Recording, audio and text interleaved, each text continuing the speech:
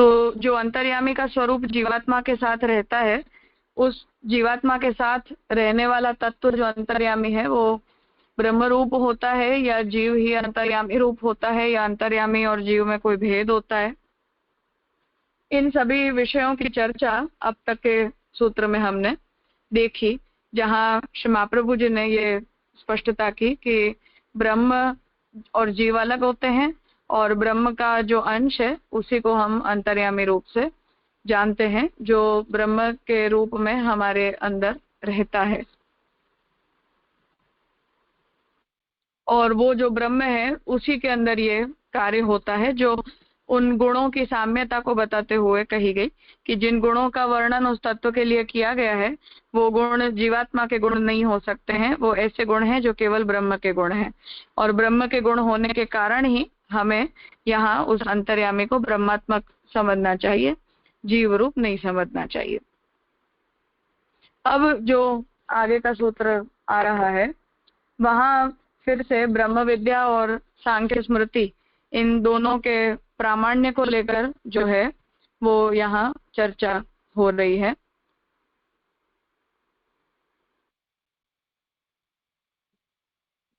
पुरुषोत्तम जी का यदि हम देखें तो पुरुषोत्तम जी ने 7वां जो अधिकरण है वो 3 सूत्र का बताया, अदृश्यत्वादि अधिकरण, उसे पहले से हम ले लेते हैं तो रिवीजन भी हो जाएगा। ततः सप्तमे त्रिसूत्रे अदृश्यत्वाधिकरणे अथ परा यया तदक्षरम् अधिगम्यत इति मुण्डकस्थं वाक्यं विषयत्वेन उपन्यस्य उपनिषत् सांख्य विद्या ब्रह्म विद्या वा इति शंक्येयं ब्रह्म विद्या एव। तो मुंडक उपनिषद के वचन को विषय वाक्य बनाते हुए ये प्रश्न उपस्थित किया गया कि जिस विद्या का उपनिषद में वर्णन किया गया है वो सांख्य विद्या है या ब्रह्म विद्या है, जिस पर श्री महाप्रभु जी का निर्णय है कि ये ब्रह्म विद्या है। यद्यपि अत्र अक्षरम पुरुषश्च इति उभयम उच्यते, यद्यपि यहाँ पुरुष और अक्षर ये दोनों बताए गए हैं, फिर भी पुरुषस्य अक्षरात् परत्वञ्च उच्यते, तो पुरुष है वो अक्षर से भी पर है ऐसा भी कहा गया है। एवं परापर भावेपि अक्षरम परमात्मैव इति निर्णीतम, तो इस प्रकार का पर और अपर भाव बताया होने के बावजूद भी जो अक्षर है वो परमात्मा ही है ऐसा निर्णय होता है। तत्र प्रथम सूत्रे अदृश्यत्वादि गुण को अक्षरत्वेन उक्तः परमात्मैव विश्वजनकत्व रूपस्य ब्रह्म धर्मस्य तत्र उक्तेः इति उक्तम। तो जो प्रथम सूत्र है अदृश्यत्वादि, उसमें ब्रह्म के ही गुणों का वर्णन किया गया है और वो परमात्मा ही है, विश्व के जनक होने के धर्म है, इसलिए वहां ये निर्णय हुआ कि उस अक्षर को हमें परमात्मा रूप समझना है। अब जो ये दूसरा सूत्र आ रहा है विशेषण भेद व्यपदेशाभ्याम च न इतरौ, इस सूत्र का श्री पुरुषोत्तम जी विवेचन करते हैं कि ततः द्वितीय सूत्रे अत्र अक्षर पुरुषौ, अब दूसरे सूत्र में यहाँ अक्षर और पुरुष इन दोनों में सांख्य विद्या सिद्ध प्रकृति पुरुषौ एव इति आशंक्य, तो यहाँ पुरुष और अक्षर में जो पुरुष का वर्णन किया जा रहा है वो सांख्य विद्या में बताया हुआ पुरुष ही है ऐसी आशंका करते हुए तौ न अत्र संभवतः, वो यहाँ संभव नहीं है। अक्षरस्य सर्वज्ञत्वादिना पुरुषत्वेन च विशेषणात्, क्योंकि जो पुरुष का यहाँ वर्णन किया जा रहा है उसे सर्वज्ञ बताया जा रहा है, और जो अक्षर के गुण हैं वही इस पुरुष के अंदर भी बताए जा रहे हैं। पुरुषस्य च दिव्यत्वादिना प्राणादि जनकत्वेन च विशेषणात्, और पुरुष जो है वो दिव्यता आदि को धारण करते हुए प्राण वगैरह को उत्पन्न करता है ऐसा भी वहां कहा गया है। नहीं इदम सांख्य सिद्ध्यति, तो जो यहाँ पुरुष का डिस्क्रिप्शन दिया गया है वो सांख्य शास्त्र को मान्य नहीं है, अर्थात सांख्य इस प्रकार के पुरुष के स्वरूप का स्वीकार नहीं करता है। तो सांख्य शास्त्र में पुरुष का बहुत्ववाद होता है, पुरुष एक नहीं है, पुरुष अनेक है, और वो पुरुष जो है वो प्रकृति के साथ बंधकर जो है वो आविद्यक बन जाता है। तो वहां जिस प्रकार का पुरुष स्वीकारा गया है ऐसे पुरुष का स्वीकार ब्रह्मवाद में नहीं किया जाता, इसलिए उपनिषद में जिस पुरुष का निरूपण किया जा रहा है वो सांख्य में निरूपित पुरुष के स्वरूप के साथ मेल नहीं खाता। किंच अत्र हि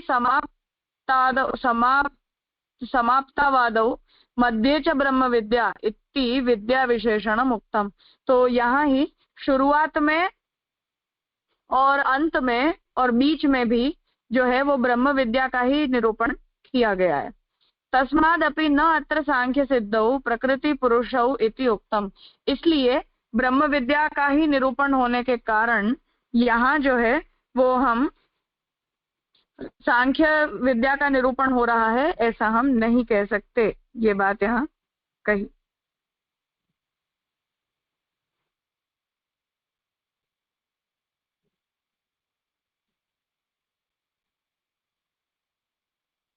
तो सूत्र देख लेते हैं। हाँ नीलेश भाई। ये लास्ट के वाक्य में समझ में नहीं आया, ये ऐसे क्यों कहा कि समाप्त आदो मध्य ब्रह्म विद्या इति? क्योंकि पूर्व पक्षी ने पिछले सूत्र में ये प्रपोज किया था ना कि हमें शुरुआत में ब्रह्म विद्या, बीच में सांख्य विद्या, अंत में पुनः ब्रह्म विद्या, उस प्रकार से इसका स्वरूप सोचना चाहिए। ओके, सो यहाँ दोनों का ये समावेश करके ये वाक्य कहा जाए। हाँ बिल्कुल जी।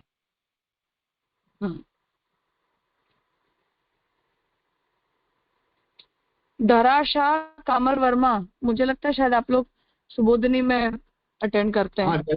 हाँ कुछ कहना था? हाँ जय दंडवत प्रणाम। जय। हाँ हाँ कहिए मास्टर जी। अच्छा आपका है ये? जैसे मैं आज से जो है बीच में अभी उसमें चल रहे थे, मैंने बहुत दिनों से मिलान ने किया था। ये कौन सी जगह है? मेरे पुस्तक में मिल नहीं रहा मुझे। वल्लभ प्रथमाध्याय के द्वितीय पाद में 22वां सूत्र, पृष्ठ संख्या है 133।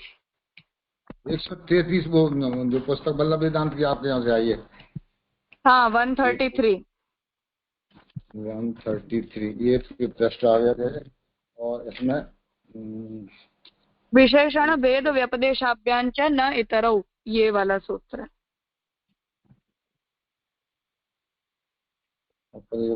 मुंडके उपनिषद में मुंडको निषाद वाक्य, जैसे उसमें पृष्ठ से नहीं मिला मेरे में। और इसमें तो ये नंबर ऐसे कर रहे हैं, उसमें 1 2 20, 1 2 21, 1 2 22। हाँ जय ठीक। हाँ मिल गया जय, मिल गया। हाँ जय दंडो।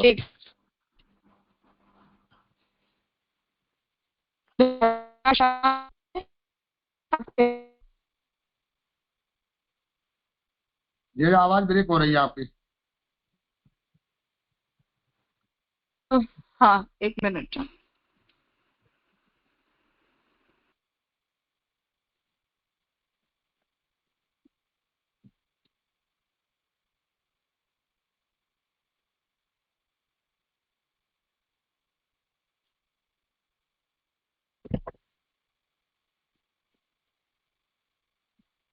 अब ठीक है? जी हाँ अब जो है ठीक है।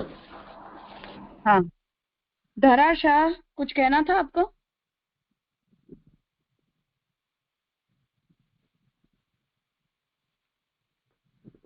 नहीं जय जय। अच्छा ठीक। हाँ ठीक है, तो 22वां सूत्र देखते हैं। विशेषण भेद व्यपदेशाभ्याञ्च न इतरौ। तो विशेषण के भेद का व्यपदेश होने के कारण पुरुष कोई अन्य नहीं है, ऐसा इसके सूत्र का अर्थ है। पूर्व पक्ष की दृष्टि से विचारने पर यह कहना भी कोई अत्युक्ति न होगा कि ब्रह्म विद्या नाम वाली जिस शक्ति का विवेचन करते हो वह सांख्य स्मृति सम्मत जिसे ब्रह्म विद्या ही समझ लो। तो अब जो पूर्व पक्षी है वो यहाँ ये प्रपोज कर रहे हैं कि अगर हम पूर्व पक्ष की दृष्टि से सोचें तो ये कहना कोई आपत्तिजनक नहीं है कि हम ब्रह्म विद्या के द्वारा जिस शक्ति का विवेचन कर रहे हैं वो सांख्य स्मृति में जो ब्रह्म विद्या मानी जाती है वही है।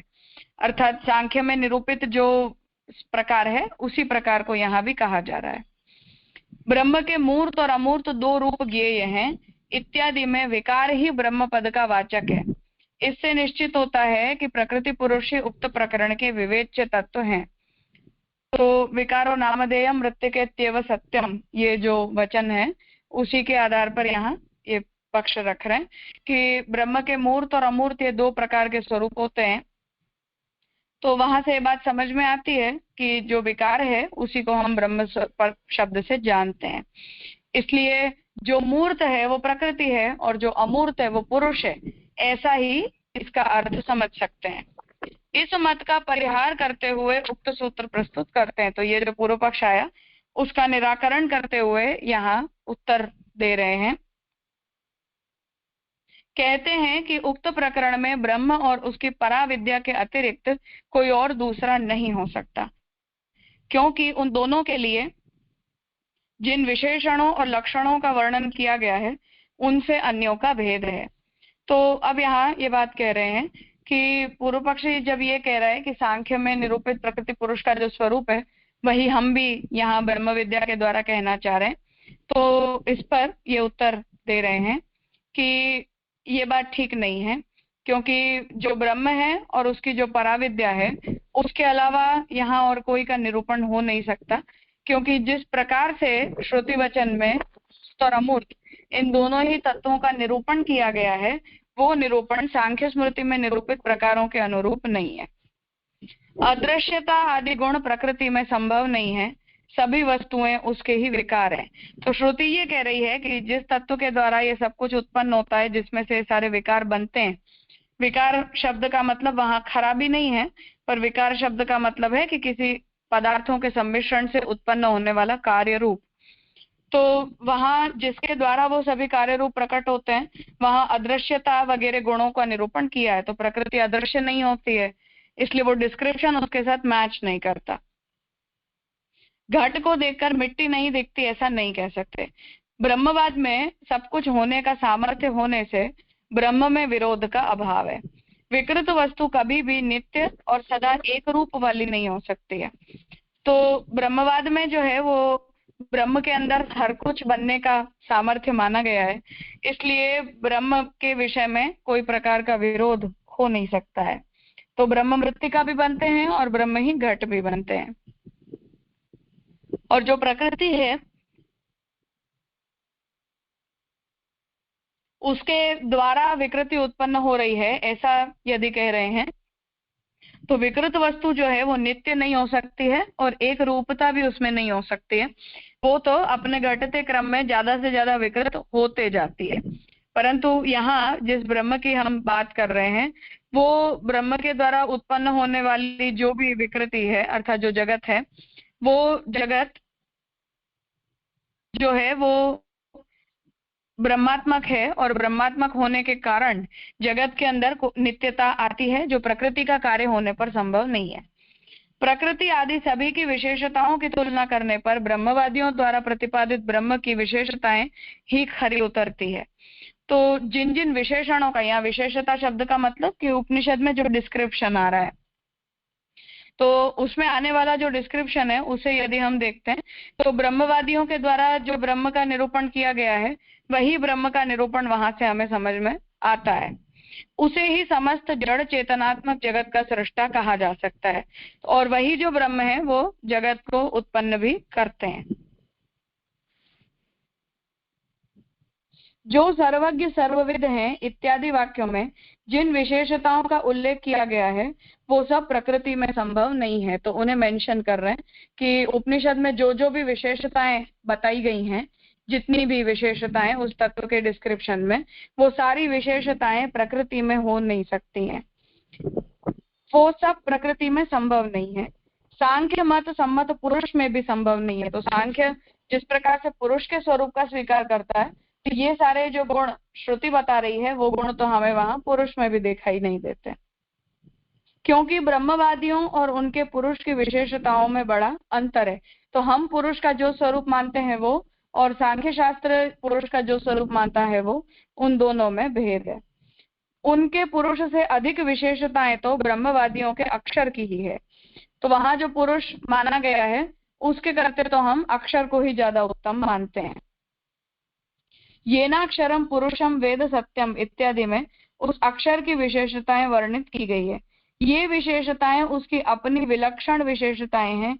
ये सांख्यवादियों की प्रकृति और पुरुष में नहीं हो सकती है। तो सांख्य में जो प्रकृति पुरुष के विशेषणों का निरूपण है वो हम अक्षर में नहीं मानते, और अक्षर के जिन विशेषणों का हम उपयोग करते हैं वो हम सांख्य संबद्ध प्रकृति पुरुष में नहीं मानते हैं।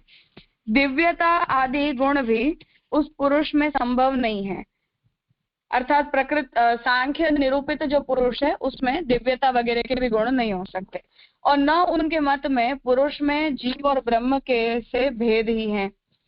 तो हम जो है वो पुरुष को अलग मानते हैं, अर्थात जो समष्टि चैतन्य है वो, ब्रह्म को हम अलग मानते हैं, फिर उससे उत्पन्न होने वाले जीव को हम तीन मानते हैं। जबकि सांख्य शास्त्र में जीव और पुरुष ये दोनों एक ही होते हैं, अर्थात पुरुष को ही जीव कहा जाता है। उस पुरुष में बाह्याभ्यंतर व्यापकता भी नहीं है क्योंकि सर्वता का अभाव है। तो हम उस तत्व को व्यापक तत्व कहते हैं, परंतु उसके अंदर वो प्रकार की व्यापकता भी नहीं है, क्योंकि जो पुरुष है उसे व्याप्त होने के लिए तो प्रकृति के कार्य चाहिए जो उनके मतानुसार नित्य भी नहीं होते।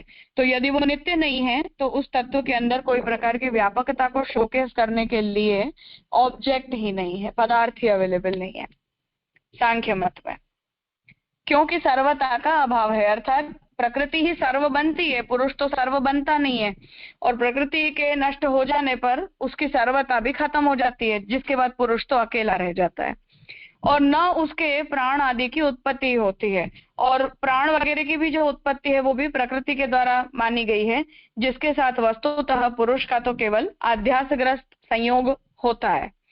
इसलिए उक्त प्रसंग में जो पुरुष की विशेषताएं बतलाई गई हैं वह सांख्य सम्मत पुरुष की नहीं है।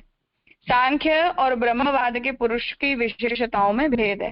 तो इसलिए यहाँ श्रुति में जिन विशेषणों का निरूपण किया गया है वो सांख्य मत के स्वरूप के साथ मेल नहीं खाती। ब्रह्मवाद और सांख्य दोनों में नामोल्लेख का भी भेद है। तो अब तीसरी बात और कह रहे हैं कि जो नाम जो जिस प्रकार से उसे निरूपित किया गया है वो नाम में भी डिफरेंस है। उक्त प्रसंग में ब्रह्म विद्या नाम से परा तत्व का स्पष्ट उल्लेख है, सांख्य में परा का नाम केवल विद्या ही है। तो इस प्रसंग में हम उपनिषद से जिस ब्रह्म विद्या को सुन रहे हैं वहां जो तत्व है उस तत्व को ब्रह्म विद्या के नाम से बोला गया है, परंतु सांख्य मत में तो परा और अपरा इस नाम से केवल दो विद्याएं हुई होती हैं। सब विद्याओं में जिसमें परा विद्या मोक्ष जनिका होती है और अपरा विद्या जो है वो मोक्ष जनिका नहीं होती, उस प्रकार से सब विद्याओं में वह ब्रह्म विद्या ऐसा प्रसंग के उपक्रम में तथा उस ब्रह्म विद्या को तत्वतः विवेचन करो ऐसा मध्य में, उनमें से श्रेष्ठ इस ब्रह्म विद्या को बतलाते हैं ऐसा अंत में स्पष्ट रूप से ब्रह्म विद्या का महत्व बताया गया है। तो नीलेश भाई जैसे आप पूछ रहे थे कि वो क्या था, तो उसे यहाँ बता रहे हैं कि ये एक रूपता थी, अर्थात कि उपक्रम भी यदि हम देखते हैं तो वहां भी हमें ये बात देखने मिलती है कि उपक्रम भी ब्रह्म विद्या के इम्पोर्टेंस को बताते हुए किया गया है। मध्य में भी यदि हम देखते हैं तो वो ब्रह्म विद्या का तत्वतः विवेचन करो ऐसा शिष्य की तरफ से पूछा जा रहा है, और अंत में भी यदि हम देखते हैं तो अंत में भी यही कहा है कि ब्रह्म विद्या सभी विद्याओं में श्रेष्ठ होती है। तो ऐसा नहीं है कि बीच में सांख्य विद्या आ रही है और उपक्रम और अंत में जो है वो ब्रह्म विद्या का निरूपण आ रहा है। तो सिद्धांततः ओवरऑल उपक्रम में, मध्य में और अंत में तीनों में ही जो है वो ब्रह्म विद्या का ही डिस्क्रिप्शन किया गया है। इस विवेचन से निश्चित होता है कि उक्त प्रसंग का तात्पर्य सांख्य परिकल्पित प्रकृति और पुरुष नहीं है। तो तात्पर्य यह है कि यहाँ जो तत्व का निरूपण किया जा रहा है वो सांख्य में बताए गए तत्वों का निरूपण नहीं समझना है। वेदाचार्य ब्रह्मा अपने बड़े पुत्र को सांख्य स्मृति परिकल्पित विद्या का उपदेश दें ऐसी कल्पना भी नहीं की जा सकती। तो जो ब्रह्मा जी हैं वो ही यहाँ इस ब्रह्म विद्या का निरूपण कर रहे हैं। तो जो ब्रह्मा जी हैं वो कभी भी सांख्य विद्या का निरूपण नहीं कर सकते, वो तो ब्रह्म विद्या का ही निरूपण करते हैं। यही भाव सूत्रस्थ चकार के प्रयोग से परिलक्षित होता है। तो चकार से ये समझना है कि इतने सारे तर्क तो दिए ही कि विशेषणों के साथ ये मैच नहीं हो रहा, जो उपक्रम और उपसंहार है उसके द्वारा भी सांख्य विद्या का कोई निरूपण नहीं आ रहा, और एडिशनली ये बात है कि ब्रह्मा जी सांख्य विद्या का निरूपण कर ही नहीं सकते, ब्रह्मा जी तो केवल ब्रह्म विद्या का निरूपण करते हैं। तो ये सभी से ये बात सिद्ध होती है कि जो ब्रह्म है उसी का निरूपण यहाँ किया जा रहा है, और जो पुरुष शब्दवाची जो तत्व है वो उस ब्रह्म का प्रोडक्ट है, ऐसा यहाँ समझना चाहिए। प्रणाम जी। जी हम लोग ने जब भी उद्धव गीता पढ़ी थी तो वहाँ पे सांख्य को एकदम से मतलब स्ट्रेस दिया था उस पर, और उसी को हम लोगों ने गीता के दूसरे और 13वें अध्याय को रिलेट करके देखा था। तो यहाँ सांख्य को इतना मतलब सेकेंडरी गिनते हैं, ऐसा क्यों भाषित हो रहा है? वो इसलिए क्योंकि यहाँ जो सांख्य की बात हो रही है वो कपिल के सांख्य मतलब निरीश्वर सांख्य की निंदा हो रही है ना, इसलिए जो हमारा जो शेश्वर सांख्य है उस शेश्वर सांख्य में और ब्रह्म विद्या में तो कोई डिफरेंस है ही नहीं, उन्हें तो हम एक ही कहते हैं। अच्छा, मतलब जो हम लोग ब्रह्म विद्या गीता और उद्धव गीता के बेस पे देखते हैं, दैट इज वी आर शेश्वर है, उसके लिए वो कोई मतलब यहाँ की जो कुछ चर्चा है वो वहाँ मायने नहीं रखती। Am I right? हाँ यहाँ तो हाँ बिल्कुल, यहाँ तो केवल निरीश्वर सांख्य की बात हो रही है। जी प्रणाम जी। राजा प्रणाम। राजा इसमें जो विषय व्याख्या है ना, ब्रह्म के मूर्त और अमूर्त दो रूप ये है, तो ये मैंने उसमें देखा तो मैत्रा उपनिषद ऐसा लिखा है, तो ऐसा कोई उपनिषद है? अब उपनिषद बहुत सारे मतलब बना भी दिए गए हैं कुछ कुछ तो, और ये भी है कि मुख्य और गौण इनके मत से उपनिषदों की काउंटिंग भी अलग अलग है। जैसे गोपाल तापनीय उपनिषद है फॉर एग्जांपल, तो हम लोग उसे कोट करते भी हैं, कुछ लोग उसे मानते हैं, कुछ लोग उसे उपनिषद रूप नहीं भी मानते हैं, उसी तरह से है। और बाकी ये मूर्तंच अमूर्तंच निरुक्तंच अनिरुक्तंच वहां का वाक्य जो छांदोग्य श्रुति का है। हाँ हाँ, क्योंकि जो अपना पुस्तक है ना प्रदीप वाला, उसमें मैत्रा उपनिषद, इसलिए मैं थोड़ा कंफ्यूज हुआ। हाँ हाँ, वो 108 की काउंटिंग से गौण उपनिषद भी माने गए हैं, छोटे छोटे हैं, तो उनमें रिपीटेशन भी है। जैसे तैत्तरीय में और छांदोग्य में भी कुछ मंत्र ऐसे हैं जो दोनों में मिल जाते हैं, पर ओवरऑल ये मुख्यतः तो छांदोग्य से ही है।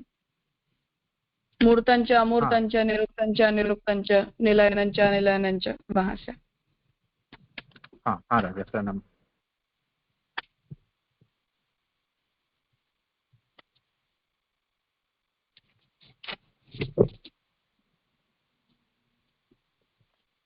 हाँ स्वाति बहन। हाँ दंडवत प्रणाम राजा। राजा यहाँ जो निरीश्वर सांख्य की बात चल रही है आपने बताया, तो यहाँ जो लास्ट पैराग्राफ में 3rd लाइन है ना कोटेशन कि सब विद्याओं में वह ब्रह्म विद्या है, वो वाक्य जवाब है ना निरीश्वर सांख्य को, जो परा विद्या तो केवल विद्या है, तो ये जो विद्या है वो ब्रह्म विद्या है, वो मुंडक उपनिषद को जो कोटेशन है वो आगे जो कहो है वाक्य जवाब है ना? हाँ बिल्कुल। Okay okay.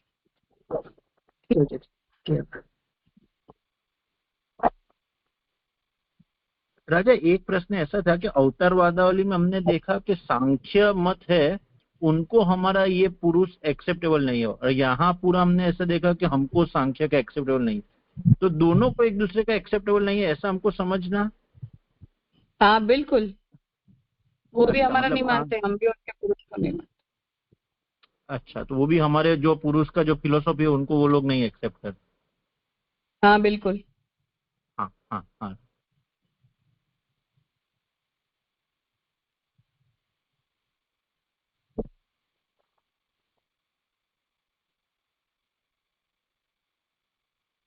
हाँ पार्थ। राजा राजा यहाँ पे जो विषय वाक्य है वो ये मूर्तम च अमूर्तम च आएगा, कि जो आगे वाले सूत्र में भी जो आया कि 2 विद्याएं है, वही वाला समझ में आया यहाँ पे। मतलब वैसे तो आगे की कंटिन्यूटी में आ रहा है, लेकिन यहाँ रिस्पॉन्ड जो है वो इस वचन से किया है ना, कि क्योंकि पूर्व पक्षी ये कहना चाह रहा है कि मूर्त और अमूर्त शब्दों से जिसका विवेचन किया गया है उस विवेचन को हमें प्रकृति और पुरुष परक मानना चाहिए, तो उसे रिस्पॉन्ड किया गया है। और दूसरा ये था कि जैसे ब्रह्म विद्या नाम से परातत्व का उल्लेख, तो परातत्व के जैसे मूल तत्व हो गया वो समझ आ रहा है, पर जो सांख्यवाद में परा का नाम केवल विद्या, तो वो एज अ विद्या समझते, तो मतलब किस हिसाब से समझते हैं सिर्फ परा विद्या, मतलब वो किस अर्थ में? मोक्ष जनिका, अर्थात जब हमें प्रकृति और पुरुष के भेद का ज्ञान हो जाए और पुरुष अपने आप को प्रकृति के व्यामोह से मुक्त कर ले, वो परा विद्या कही जाती है। जी उनके वहां, और अपने वहां ब्रह्म ज्ञान को हम परा विद्या कहते हैं, केवल आत्मज्ञान को परा विद्या नहीं कहते।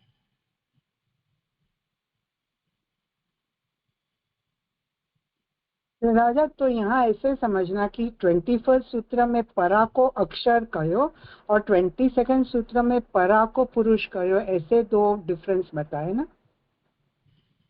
हाँ बिल्कुल।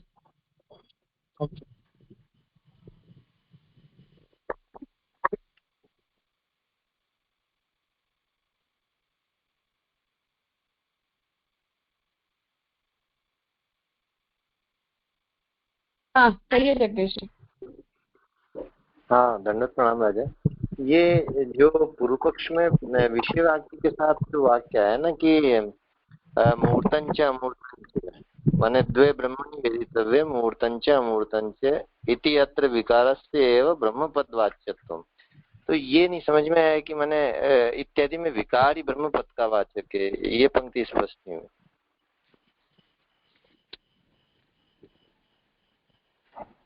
इसका मतलब है कि जो उपनिषद में जो विकारो नामधेय मृतिकेत्येव सत्यम वाचारंभणो श्रुति, वहां जो बात आई है वहां ये बात है कि प्रकृति जो है वो, सॉरी, जो विकार शब्द है वो ब्रह्म पद का वाचक है, क्योंकि ये विकार विकृत होकर ये सब कुछ बनता है, ऐसा वहां जो निरूपण किया जाता है, तो वो सगुण ब्रह्मवाची विकार पद है वहां।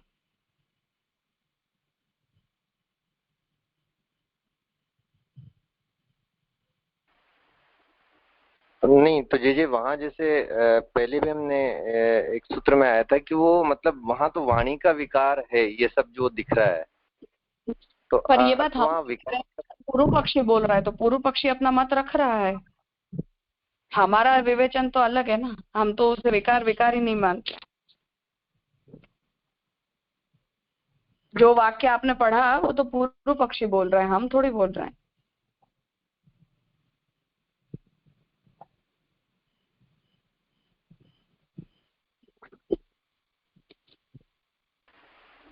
हाँ जी जी स्पष्ट हो गया, वो पूर्व पक्ष में आ रहा है ये विकार वाली बात तो। हाँ पूर्व पक्ष में आ रही है, हम तो कह ही नहीं रहे। तो उससे फिर वो पूर्व पक्ष ये कंक्लूजन निकाल रहा है कि प्रकृति और पुरुष जो है वो विवेच्य तत्व है विकार के कारण। हाँ बिल्कुल।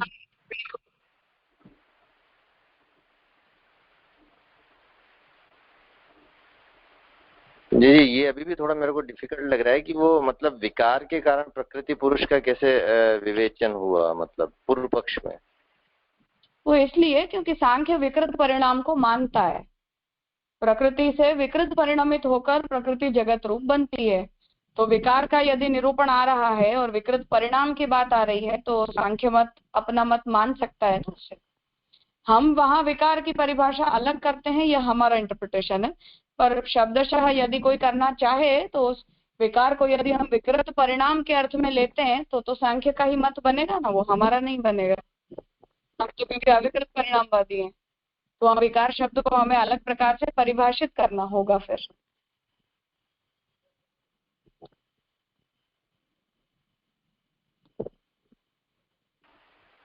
अच्छा अच्छा, तो जे माने ये वापिस वो निरीश्वर सांख्य की बात आ गई, क्योंकि शेषवर सांख्य में तो वो विकार विकार ही नहीं मान रहे, जैसे कपिल गीता में हमने देखा।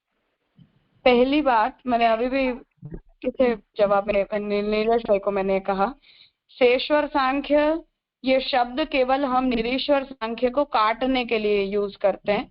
बाकी अपना सांख्य और अपने यहाँ की ब्रह्म विद्या, इन दोनों में हम कोई अंतर मानते ही नहीं है। सांख्य इक्वल्स टू ब्रह्म विद्या, यही अपना मूड है।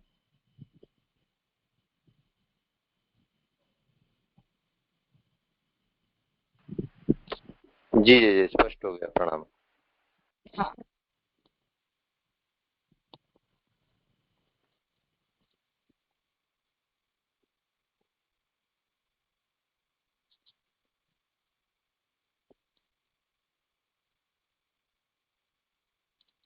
और कुछ है?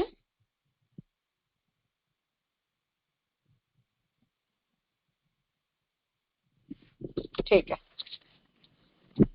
तो अब आगे का सूत्र है रूपोपन्या साच्य।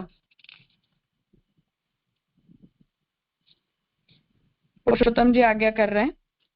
ततः तृतीय सूत्रे, अब इस अधिकरण का अंतिम जो तीसरा सूत्र है उसमें, अग्निमूर्ध इत्यादिना यद रूपम उक्तम तद विश्वकायस्य ब्रह्मण एव संगच्छते न तो सांख्य सिद्धस्य इति उक्तम। तो अब ये तीसरे सूत्र में अग्निमूर्धा वगैरह के द्वारा जिस रूप का निरूपण किया गया है वो विश्व रूप धारण किए हुए ब्रह्म का ही निरूपण है, सांख्य सिद्ध तत्व का निरूपण नहीं है। तेन सृष्टि पूर्व दशायाम अपि अक्षर नियामकत्वात् भगवतो अंतर्यामित्वं नित्यम इति उपोद्घातेन बोधितम। तो इस प्रकार से सृष्टि के उत्पन्न होने से पहले भी अक्षर के द्वारा नियामक होने के कारण भगवान की ही अंतर्यामिता नित्य है, ऐसा उपोद्घात के द्वारा समझ में आता है। अर्थात सृष्टि के उत्पन्न होने के पूर्व भी जो ब्रह्म तत्व है वही अंतर्यामी रूप से ब्रह्मांड का नियामन करता है। तो जैसे हम वहाँ कपिल गीता के अंदर इस बात को देखते हैं कि कपिल गीता में ये बात आती है कि जब उस तत्व को, सभी तत्वों को भगवान ने उत्पन्न कर दिया ब्रह्म ने, तब उन सभी तत्वों के उत्पन्न हो जाने के बाद वो सभी तत्व एक दूसरे के साथ सम्मिश्रित हो नहीं पा रहे थे। तो जब उनका सम्मिश्रण नहीं हो पा रहा था तब जो है वो ब्रह्म ने वहां बीच में पुरुष रूप से, अंतर्यामी रूप से अंतः प्रविष्ट हुए, पूरा प्रविष्ट पक्षी के तरह से। और जब भगवान प्रविष्ट हुए तब वो सभी पदार्थ एक दूसरे के साथ मिले और फिर उनके अंदर कार्यकारिता प्रकट हुई। तो ये जो प्रोसीजर है, जहाँ ये दिखाया जा रहा है कि भगवान जब तक उनके अंदर प्रविष्ट नहीं हुए तब तक वो सभी पदार्थ एक दूसरे के साथ कार्य कर पाने में भी सक्षम नहीं हो पा रहे थे। तो यही बात यहाँ समझाना चाह रहे हैं कि जगत के उत्पन्न होने के बाद जब जीवात्माएं आ जाती हैं और फिर जीवात्मा को जब अंतर्यामी की जरूरत पड़ती है तब जाकर जो है वो ब्रह्म की अंतर्यामी रूपता प्रकट होती है, ऐसा नहीं है। परंतु जब तक ब्रह्म जो है वो सृष्टि को उत्पन्न नहीं भी करते, उसके पूर्व भी भगवान का वो रूप होता ही होता है कि जिस रूप से भगवान वो नियमन का कार्य करते रहते हैं।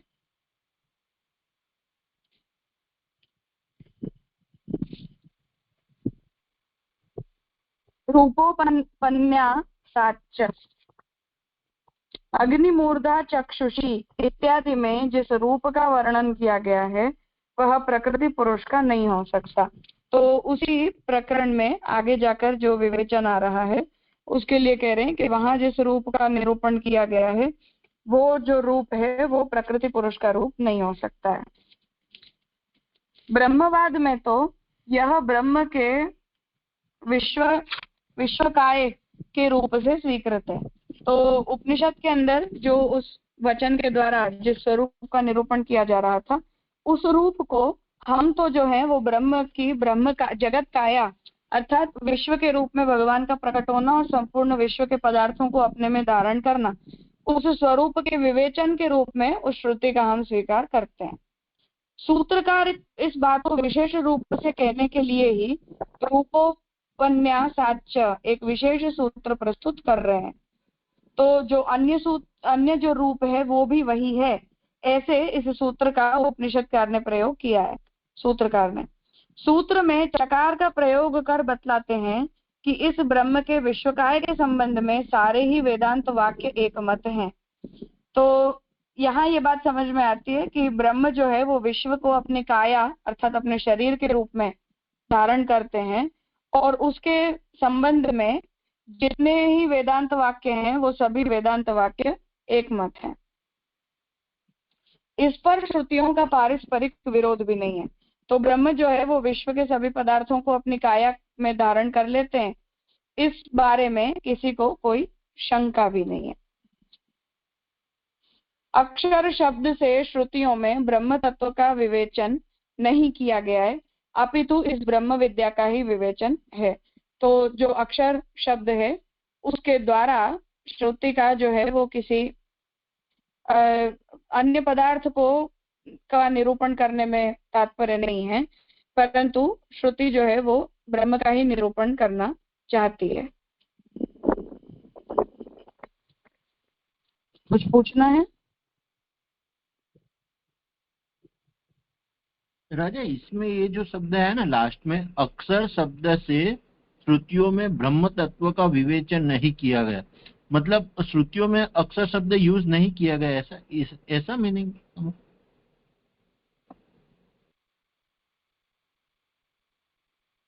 श्रुतियों में अक्षर शब्द का विवेचन नहीं है, ऐसा नहीं। इसका वर्ण मतलब हम अगर लिटरल मीनिंग देखें, अक्षर शब्द से श्रुतियों में ब्रह्म तत्व का विवेचन नहीं किया गया, मतलब श्रुतियों में अक्षर शब्द नहीं है, ऐसा मैं पूछ रहा हूँ कि ये कुछ समझने में मेरा फर्क नहीं। श्रुतियों में जो निरूपण है अक्षर शब्द का निरूपण है, और अक्षर शब्द का जो निरूपण है वो निरूपण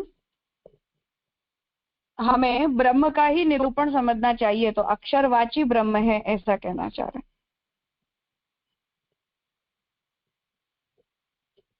अच्छा, हाँ राजा। हाँ, ये उपन्यास का मतलब क्या?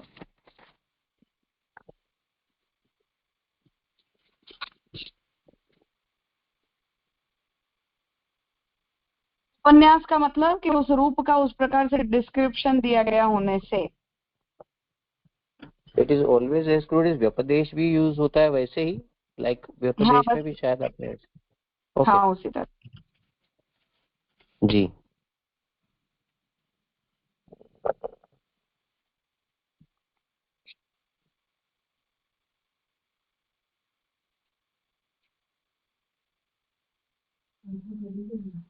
सर यहाँ पे जो लास्ट सेंटेंस में है ना कि ये ब्रह्म तत्व का विवेचन नहीं परंतु ब्रह्म विद्या का विवेचन है अक्षर शब्द से, तो इन दोनों में थोड़ा सा डिफरेंस समझ नहीं है।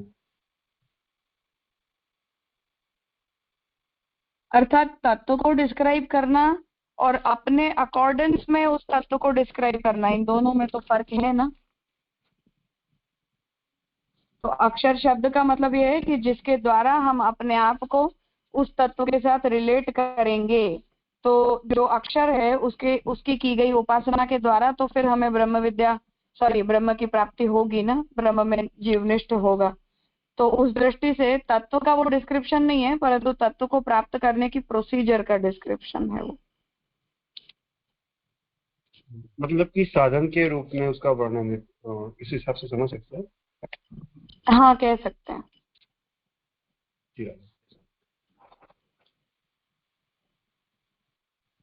हाँ जय। हाँ मास्टर जी कहिए। हाँ, ये इसमें एक प्रश्न मेरा है, ब्रह्म के विश्व के संबंध में इसके ऊपर की 3 लाइनें ऊपर से नीचे के संबंध में सारे ही वेदांत एक वाक्य एक मत है। इस पर श्रुतियों का पारस्परिक विरोध भी नहीं है। अब श्रुतियां जो है ब्रह्म को साकार और निराकार उनमें विरोध हुआ आपस में। तो इसमें एक यमुना जी का जो कीर्तन है, गए तो श्रुति सार निर्धार करके, यानी श्रुतियों में वो क्या निर्धार करती हैं कि कुछ श्रुतियां कहती हैं ब्रह्म निराकार है तो कुछ कहती हैं साकार है। इसमें कहते हैं श्रुतियों में कोई विरोध नहीं है। हालांकि उनका रिजल्ट ये निकलता है कि वो निश्चित कर लेती हैं बाद में कि ब्रह्म निराकार भी है और साकार भी, दोनों स्वीकार कर लेती हैं। पर यहाँ पर कह रहे हैं कि पारस्परिक विरोध नहीं है। ये बात समझ में नहीं आई मेरी, मेरा इसको क्लियर कर दें। तो विरोध का मतलब तो ये हो जाता है कि किसी विषय में मतभेद हो। तो निराकारता और आनंदाकारता ये तो ब्रह्म के दो पक्ष हैं, जिस विषय में श्रुतियों में कोई विरोध नहीं है। आचार्यों में विरोध जरूर है कि हम केवल निराकार मानेंगे या हम केवल साकार मानेंगे।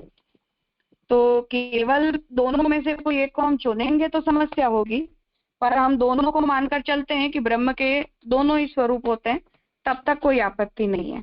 और दूसरी बात कि यहाँ निराकारता और आकारता के ऊपर डिस्कशन नहीं है, यहाँ केवल इतनी बात है कि ब्रह्म जिस श्रुति वाक्य का यहाँ निरूपण किया गया, अग्निमूर्धा चक्षुषी, तो ये वाक्य ब्रह्म की विश्व रूप का निरूपक है। ऐसे इंटरप्रिटेशन के विषय में किसी का कोई मतभेद नहीं है, ऐसा कहना चाह रहे हैं। जैसे गीता जी में, हाँ, तो गीता जी में जैसे हम देखते हैं ना कि वहाँ देवताओं को और सभी को भगवान के शरीर में निरूपित किए गए, बस उसी प्रकार से श्रुति में भी यहाँ ब्रह्म के उस रूप का वर्णन किया गया जहाँ ब्रह्म जगत के सभी पदार्थों को अपने स्वरूप में धारण करते हैं।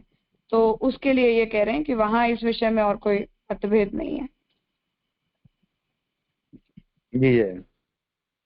हाँ जी, ये जो पार्थ भाई ने और राजेश भाई ने वो लास्ट लाइन के लिए जो इश्यू बोला ना, वो मतलब उसमें मूल जो पढ़ते हैं तो उसमें थोड़ा भेद लग रहा है, ऐसा लग रहा है। तस्माद अक्षर शब्देन पुरुष शब्देन च ब्रह्मेव इति प्रोक्तम। तो ये जो अभी जो किया है वो translation that is something different है, ऐसा लग रहा है। फिर भी आप आज्ञा करें। ब्रह्म विद्यैव एष इति सिद्धम। हाँ, अर्थात मिस्टेक नहीं है, इंटरप्रिटेशन। सॉरी, हाँ, इंटरप्रिटेशन है केवल। मूल तस्मात इसलिए अक्षर शब्द के द्वारा और पुरुष शब्द के द्वारा ब्रह्म को ही कहा गया है। ब्रह्म विद्या यही है, ऐसा सिद्ध होता है, ऐसा मूल कहना चाह रहा है। तो तात्पर्य यहाँ यही है कि जो ये दोनों तत्व हैं वो दोनों ब्रह्म रूपात्मक ही हैं और उन्हीं का नामांतर से श्रुति निरूपण कर रही है।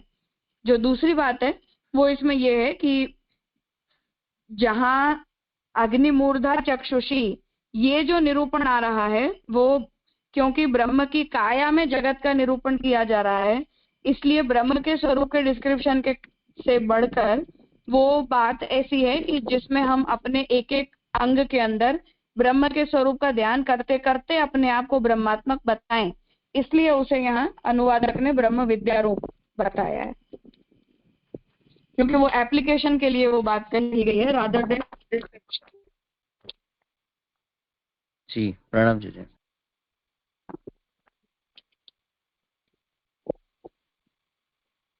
राजा, तो अल्टीमेट ये जो अधिकरण है वो खाली इतना ही कहने जा रहा है ना कि मतलब अक्सर जो भी सृष्टि मतलब श्रुति में वर्णन आता है वो ब्रह्म का ही स्वरूप है, उसको पुरुष नहीं समझना चाहिए, मतलब सांख्य वाला पुरुष नहीं समझना चाहिए। हाँ, सांख्य वाला पुरुष नहीं समझना चाहिए। तो हमारे वहाँ मतलब अक्षर कह दो, पुरुष कह दो, ब्रह्म कह दो, हम तीनों को एक ही तरह से बोलना चाहिए। हाँ, ये अधिकरण से सृष्टि का वर्णन नहीं है, मतलब जो पुरुष से सृष्टि का वर्णन और अक्षर से सृष्टि का वर्णन इस तरह से नहीं है, खाली स्वरूप के रेफरेंस में ये पूरा अधिकरण होगा इस तरह से। हाँ, उसी तरह से। हाँ हाँ।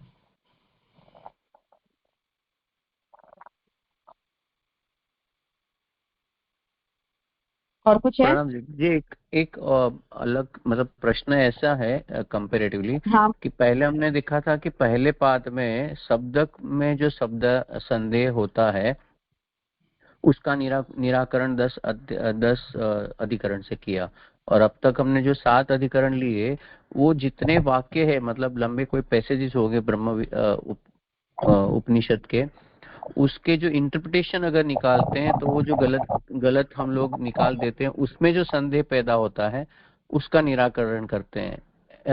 ऐसे ही कुछ चल रहा है ना? दोबारा पूछेंगे? जी, पहले जो पाद किया हमने उसमें 10 अधिकरण देखे, जिसमें ऐसे कहा गया था कि जो शब्द में अर्थघटन होता है उपनिषद के वाक्यों में, उसका निराकरण वहां किया गया। अब जो दूसरा पाद आ रहा है अभी तक के 7 अधिकरण, उसमें जितने उपनिषद के वाक्य है उनका संकलन करके जो अर्थघटन गलत होता है, जिससे हमारी साधना या फल में कोई गलतियां हो सकती है, उसी का संदेह निराकरण हो रहा है, ऐसे कह सकते हैं ना? हाँ बिल्कुल बिल्कुल। जी।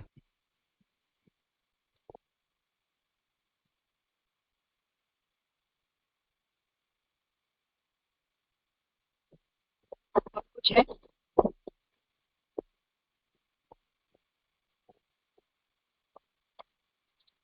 ठीक है, तो आज यहाँ रखते हैं। कल नया अधिकरण प्रारंभ हो रहा है, 8वां वैश्वानर। तो आगे का विषय कल करेंगे। धन्यवाद।